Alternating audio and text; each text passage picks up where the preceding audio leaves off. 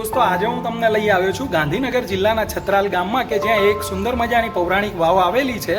તો હું તમને એ વાવના સંપૂર્ણ બાંધકામ વિશે પણ આપણે વિડીયોમાં આગળ જોઈશું કે કયા પ્રકારનું બાંધકામ છે અને આ વાવને પાછળ શું ઇતિહાસ રહેલો છે તે પણ હું વિડીયોમાં તમને આગળ જણાવીશ। તો બન્યા રહેજો વિડીયોમાં મારી સાથે। તો દોસ્તો આ જે સામેની તરફ આપણને જોવા મળે છે તે છત્રાલની જે વાવ છે તેની અંદર એન્ટ્રી કરવા માટેનું મુખ્ય પ્રવેશ દ્વાર છે અને અહીંયા બાજુમાં જ બિલકુલ વેરાઈ માતાનું મંદિર આવેલું છે। છત્રાલ ગામની અંદર જ છે આ વાવ। તો આ મંદિરને બિલકુલ અડીને જ આ વાવ આવેલી છે અને આ છે સામેની તરફ જે આપણને જોવા મળે છે તે અહીંયાનો મુખ્ય પ્રવેશ દ્વાર છે કે જ્યાં થઈને આપણે વાવની અંદર જઈ શકીએ છીએ। અને અહીંયા આપણને બૂટ ને ચંપલ જે પણ આપણે પહેર્યું હોય તે આપણે અહીંયા બહાર ઉતારી દેવાનું। અહીંયા આપણને બહાર બોર્ડ મારેલું છે એટલે આપણે અહીંયા બૂટ ચંપલ ઉતારી દેવાના હોય છે અને અહીંયાની આપણે અંદરની તરફ જઈ શકીએ છીએ।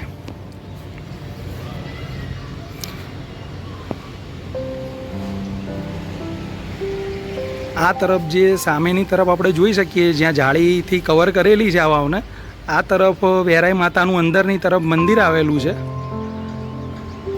અને અહીંયા જે આપણે જોઈ શકીએ છીએ ત્યાં પગથિયા દ્વારા આપણે વાવની અંદરની તરફ જવાય છે અને બિલકુલ જ્યાં આપણે સામેની તરફ જોઈએ છે ત્યાંથી વાવ કાટખૂણે એટલે કે આપણે અંગ્રેજીના એલ આકારનું આ શેપ આ વાવ ધરાવે છે કે જ્યાંથી આપણે સામે જઈ અને ડાબી તરફ વળવાનું રહેતું હોય છે।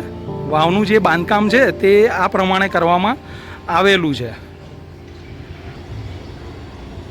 અને આ વાવમાં જે આપણે અહીંયા નીચેની તરફ પણ જે આપણને જોવા મળે છે તે થોડું ઘણું અહીંયા રિનોવેટ પણ કરવામાં આવેલું છે કે જે અહીંયા ઘણી ખરી હાલત તેની પહેલાં ખંડિત થઈ ચૂકી હશે, માટે અહીંયા આપણને અહીંયા જે નીચે માર્બલ્સ દેખાય છે તે નવું થોડું ઘણું અહીંયા સમારકામ પણ કરવામાં આવેલું હોય તેવું આપણે જોઈ શકીએ છીએ। તો આ જે સામે આપણે જોવા મળે છે ત્યાં તેનો મુખ્ય પ્રવેશ દ્વાર છે અને ત્યાંથી આપણે એન્ટ્રી કરીને આ પગથિયા દ્વારા અંદરની તરફ હું અત્યારે હાલ આવી ગયો છું અને વાવની અંદર આપણને સ્વચ્છતા ખૂબ જ સરસ મજાની છે। અહીંયા સ્વચ્છતા જોવા મળી રહી છે। તો અહીંયાથી આપણે જેમ અહીંયા આપણને આગળની તરફ પગથિયા જોવા મળે છે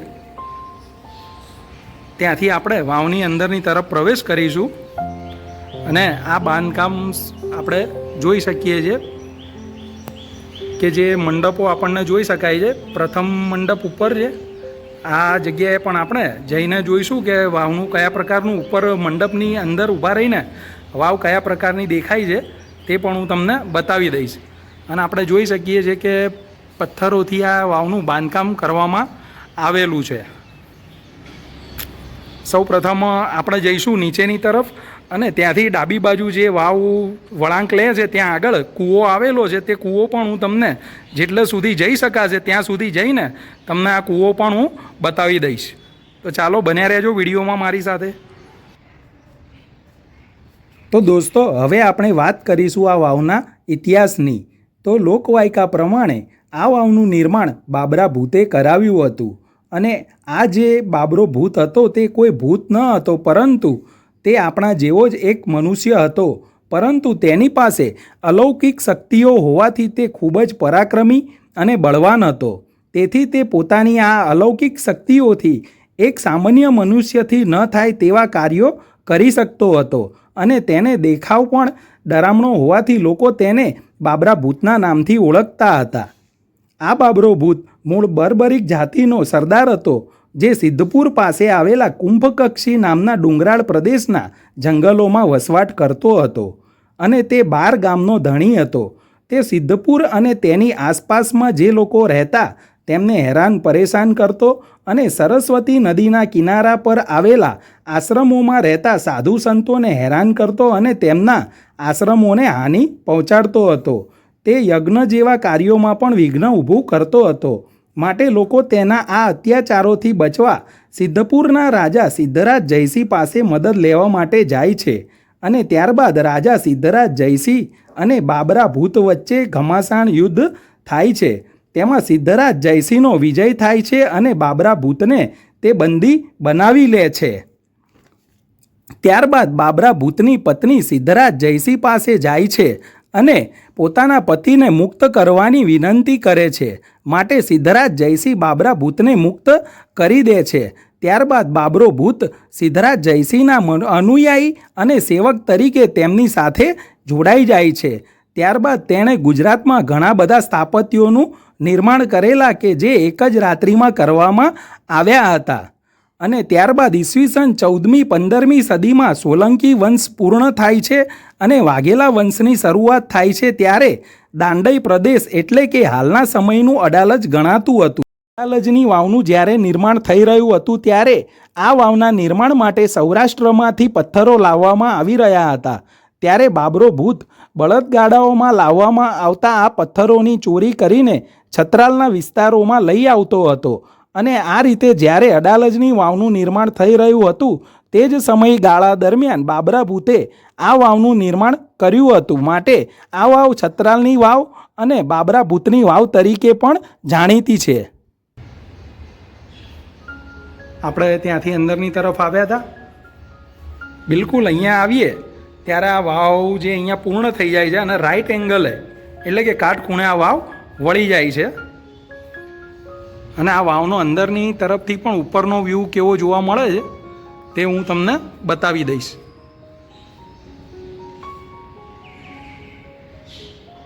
આ છે વાવનો ઉપરનો વ્યૂ.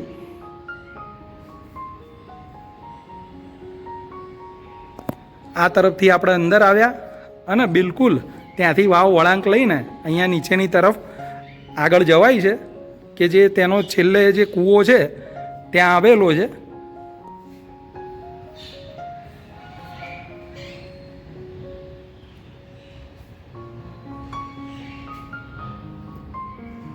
તો ચાલો આપણે જઈશું અંદરની તરફ. અને બાદમાં આપણે આ જે સામેના જે મંડપ છે ત્યાં પણ જો અહીંયાથી જઈ શકાશે સામેની તરફથી તો ત્યાં પણ જઈને આપણે વાવનો વ્યૂ જે સુંદર મજાનો જોવા મળતો હોય છે તે પણ હું તમને વિડીયોમાં આગળ બતાવી દઈશ.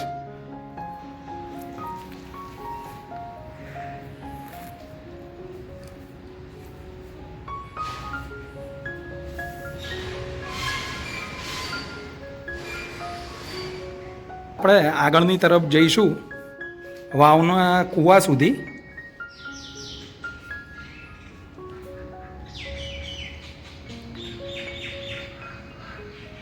આશરે લગભગ આ વાવ મારા ખ્યાલથી જમીનની અંદર આપણે 60થી 70 ફૂટ જેટલી ઊંડી હોય તેવું મને લાગી રહ્યું છે. અને અહીંયા સામે જ તેનો કૂવો છે. અને આ વાવમાં આપણે જોઈએ છીએ કે 2 કૂવા આપણને જોવા મળે છે. તો બંને કૂવા હું તમને અહીંયાથી બતાવી દઈશ. અને અત્યારે હાલ આપણે જે જોઈ રહ્યા છીએ ત્યાં હું કૂવા સુધી પહોંચી ગયો છું. અહીંયાથી આપણે જે કૂવો જોઈ રહ્યા છીએ તે વાવનો પ્રથમ કૂવો જોવા મળે છે. અને બિલકુલ સામે જે આપણે પ્રવેશદ્વાર જેવું દેખાય છે નાનું એવું, ત્યાંથી આપણે વાવનું જે પાછળનો કૂવો છે ત્યાંનો વ્યૂ પણ જોઈ શકાય છે. જો અંદરની તરફ જઈ શકાય એવું હશે તો હું અંદરની તરફ તમને જરૂરથી જઈને આ વાવનો કૂવો જે બીજા નંબરનો છે તે પણ હું તમને બતાવી દઈશ. નહીં તો આપણે ઉપરની તરફથી પણ આ વાવનો જે પાછળનો કૂવો છે તે જોઈ શકીએ છીએ. તે પણ હું તમને એવું હશે તો બહારની તરફથી આ કૂવાનો વ્યૂ બતાવી દઈશ. તો ચાલો બન્યા રહેજો. આપણે પ્રથમ કૂવા સુધી પહોંચી ગયા છીએ. અને અત્યારે હાલમાં તો અહીંયા આપણને કૂવાની અંદર અત્યારે હાલમાં તો કોઈ પાણી કે એવું કંઈ ભરેલું આપણને જોવા નથી મળતું. અને અહીંયાથી પણ હું તમને વાવનો સુંદર મજાનો વ્યૂ બતાવી દઈશ.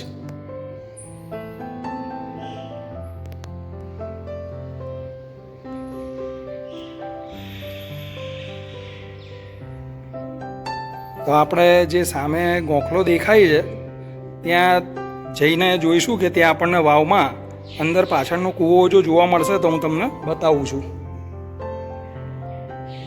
તો અહીંયા આપણે જે અંદર જે પ્રવેશ દ્વાર દેખાય છે ત્યાં થોડીક હાલત અંદરની તરફ જવાય તેવી મને લાગતી નથી.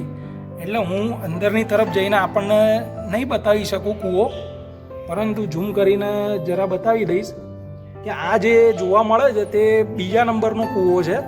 અને બિલકુલ આ તરફ જ આપણે જ્યારે આ જોઈએ ત્યારે અહીંયા તેનો પ્રથમ કૂવો અહીંયા જોવા મળી રહે છે.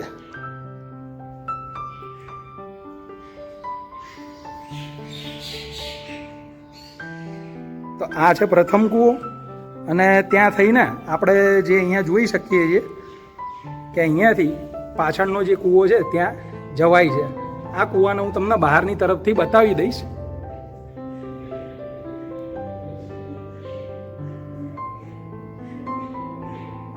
તો દોસ્તો, અમે અમારી જે આ જે ચેનલ છે તેના પર આવા ઐતિહાસિક અને પૌરાણિક જે સ્થાનો આવેલા હોય છે તેને કવર કરતા હોઈએ છીએ અને આપણા વ્યુઅર્સ સમક્ષ રજૂ કરતા હોઈએ છીએ વિડીયોના એક ભાગરૂપે.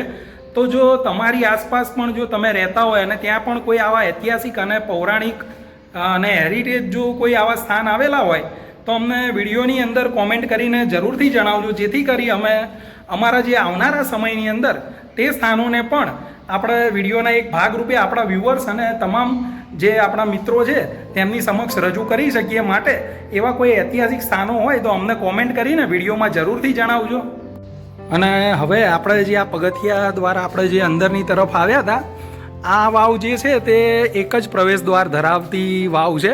એટલે આ વાવને આપણે નંદા પ્રકારની વાવ કહી શકીએ કે જે એક જ પ્રવેશ દ્વાર ધરાવે છે.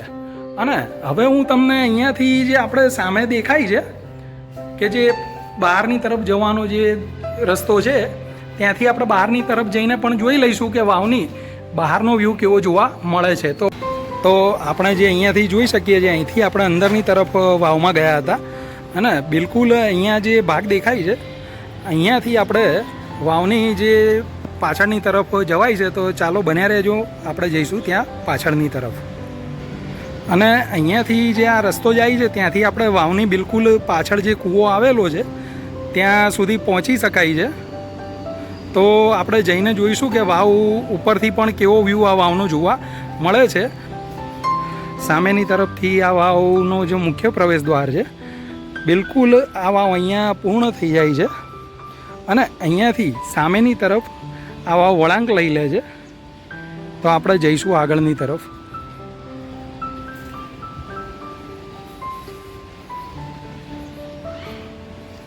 તો અહીંયાથી આપણે વાવનો ઉપરનો વ્યૂ પણ જોઈ શકીએ છીએ. આ છે વાવનો ઉપરનો વ્યૂ. તો આ વાવનો આપણે ઉપરથી તરફથી વ્યૂ જોવા મળે છે અને આ બાજુ આગળની તરફ આપણે જઈશું કે જ્યાં તેનો જે કૂવો છે પ્રથમ અને બીજો, તે બંને કૂવા આપણને અહીંયાથી ઉપરની તરફથી જોવા મળી જાય છે. તો અહીંયા જે આપણે જોવા મળે છે તેનો પ્રથમ કૂવો અહીંયાથી જોઈ શકાય છે. આ છે તેનો પ્રથમ કૂવો.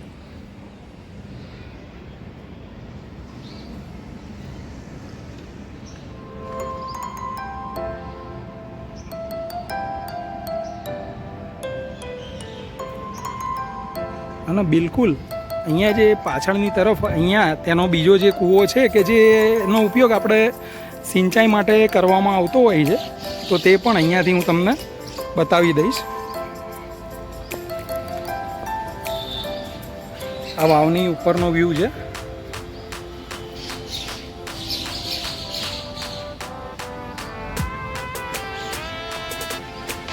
અને બિલકુલ અહીંયા જે આપણે જોઈ શકીએ છીએ ત્યાં વાવનો બીજો કૂવો પણ જોવા મળી જાય છે.